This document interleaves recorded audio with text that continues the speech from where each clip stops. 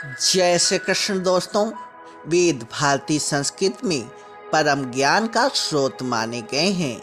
सृष्टि रचयिता भगवान श्री ब्रह्मा जी द्वारा रचित वेदों के ज्ञान को पुराणों को समझे बिना हासिल नहीं किया जा सकता।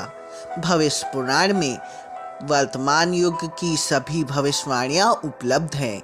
इतना ही नहीं, कलयुग के बारे में भी की गई सटीक भविष्यवाणियां सभी को आश्चर्यचकित करती हैं। श्री ब्रह्मा द्वारा रचित वेदों में समाहित अमूल ज्ञान को पुराणों के माध्यम से सरल भाषा में संपादन करते हुए जनमानस के हित में 100 करोड़ श्लोकों की संख्या को कम करके 4 लाख तक सीमित कर दिया है। पर अहम बात यह है कि मौजूदा समय में 129 अध्यायों में केवल 28,000 श्लोक ही उपलब्ध रह गए हैं। बावजूद इसके वर्तमान युग के बारे में विस्तार से जानकारी उपलब्ध है। भविष्य पुराण ब्रह्म, मध्यम, प्रतिसर्ग और उत्तर 4 प्रमुख पर्वों में विभाजित किया गया है। इतिहास से संबंधित प्रमुख घटनाओं का वर्णन प्रतिसर्ग पर्व में दर्ज है। अधिकतर इतिहासकार आमतौर से इसी प्रतिसर्ग को अपनाकर आधार बनाकर इतिहास की रचना करते हैं। महर्षि वेद व्यास की ओर से रचित 18 पुराणों में भविष्य पुराण एक विशेष पुराण है जो सदियों से चर्चा का विषय बना रहा है। महर्षि व्यास ने अपनी दिव्य दृष्टि से हजारों साल बाद घटित होने वाली गतिविधियों को हजारों साल पहले ही लिपिबद्ध कर दिया था।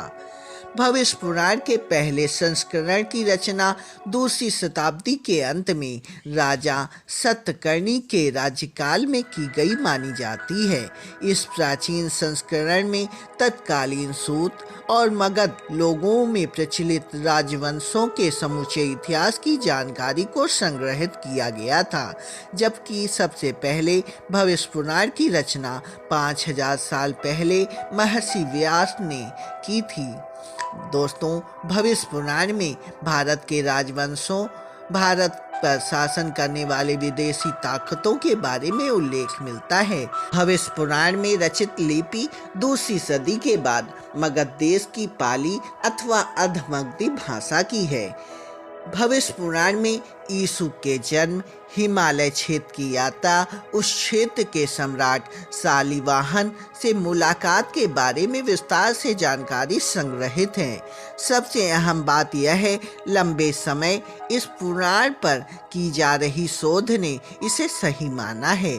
प्रतिसर्ग पर्व के तीसरे भाग के दूसरे अध्याय में रचित श्लोकों में यह उल्लेख मिलता है कि यीशु ने लंबे समय तक भारत में निवास करते हुए तपस्या की थी। राजा शालिवाहन ने हिमालय की पहाड़ियों में एक तपस्यालीन पुरुष को देखा। तब इस पुरुष ने बताया कि मेरा नाम ईसा मसीह है और उसे एक कुंवारी माँ ने जन्म दिया है। जहाँ बुराइयों का अंत नहीं है, मैं उस क्षेत्र से आया हूँ। वहाँ पर मसीहा के रूप में मेरा जन्म हुआ है। भविष्य पुराण में वर्णित यह श्लोक है, मच्छल देशः मसीहो हम समागतः ईसा मसीह इति च मम नाम प्रतिष्ठितम्। यह कथन को प्रमाणित करता है। गौर हो, हजारों साल पहले रचित पुराण में ईसा मसीह से संबंधित अचूक भविष्यवाणियां दर्ज की गई हैं, जिसमें कहा गया है, रविवार च संडे फागुनी च फरवरी षष्ठी च सिष्टि तया ततुहारः विधस्यम्। यह श्लोक बेहद खास माना गया है। भविष्य में रविवार को संडे, फागुन महीने को फरवरी और षष्ठी को सिक्स कहा जाएगा। कलयुग में लोगों के मन में केवल छल ही दिखाई देगा। दूसरों का अधिकार छीनना प्रमुख हो जाएगा। कलयुग में हर इंसान किसी न किसी लोभ से ग्रसित होगा। अहंकार के चलते इंसान नीचे गिरता चला जाएगा। माया ही सब कुछ मानी जाएगी। माया के लिए किसी को भी मारा जा सकता है। इस धरती पर दुष्ट अनाचारी लोगों का राज्य होगा। पुराण में मौर्य वंश, मुसलमान शासन, अंग्रेजी शासन की सटीक जानकारी दी गई है। भविष्य पुराण के एक श्लोक में बताया गया है कि रेगिस्तान की धरती में मोहम्मद नाम के इंसान का जन्म होगा। वो एक ऐसे धर्म की नींव रखेगा। इस धर्म के लोग अपने लिंग के अग्रभाग को जन्म लेते ही कटा देंगे। यह लोग दाढ़ी रखेंगे पर मूछ नहीं रखेंगे। अन्य मानव जाति के खिलाफ खड़े होंगे। यह लोग अपने आप को मुसलमान कहेंगे।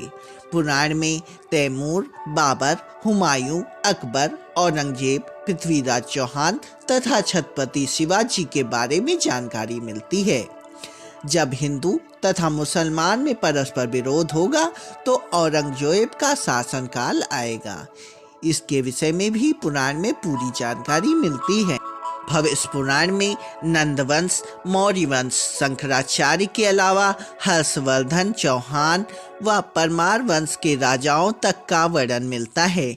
इतना ही नहीं, इंग्लैंड की महारानी विक्टोरिया के भारत के सम्राज्ञी बनने की भी जानकारी मिलती है। कलयुग में कुछ लोग परमात्मा की उपस्थिति और धर्म ग्रंथों की प्रामाणिकता को भी चैलेंज करते रहते हैं।